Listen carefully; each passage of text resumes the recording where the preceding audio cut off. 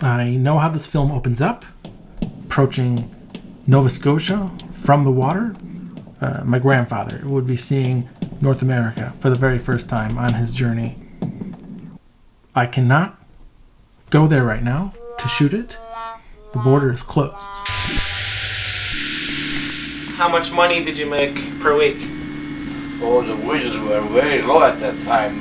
In 1991, for a school project, I asked my grandfather some questions on videotape about the Great Depression. As the afternoon progressed, I asked more about our family history. His story became many stories, as I've been traveling the country talking to cousins about how they ended up where they are.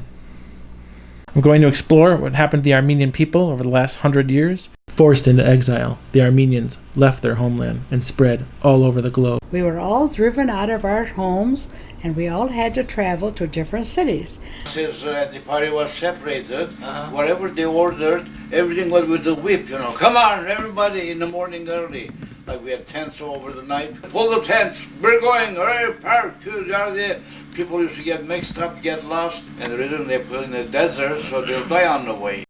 Stephen Boujoulian, his parents, and his sister were taken out of their home, put on a train to Eskişehir. They were taken to the desert that leads to Iraq and started walking to Baghdad. I had 2 kids. I lost them on massacre. He says, if you know where they are, he says, my husband is a government official. He says, you can find them, you can bring them. My mother says, I don't know where.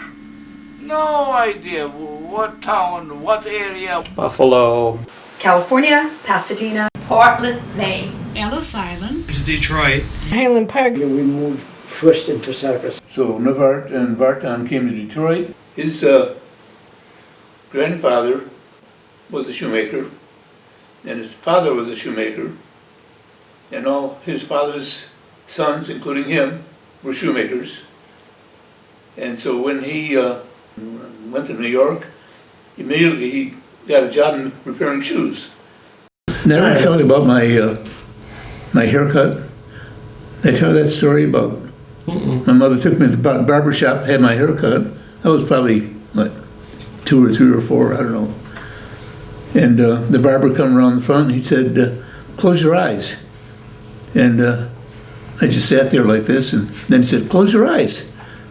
And I didn't close them. And so my mother said, Achkat kotse. And I closed it. My family spent the 20th century reconnecting at churches, picnics, and backyards.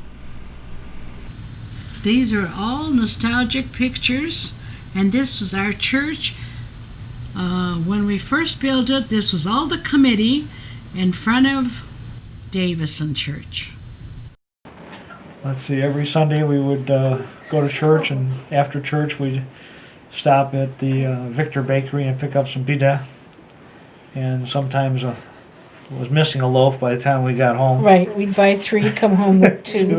And Uncle Arm would come home with a chicken, and we'd all play with the chicken for a little while, and then a couple hours later we'd be having chicken dinner. We never thought twice about it. it's pilaf, it's meats, it's cheeses. Probably the barracks. I mean, those are probably the number one. It's just like they come out of the oven and it's just like they start hovering around the oven. When you can see the smell starts to happen, and then it's just like you see all the little kids and myself included lining up.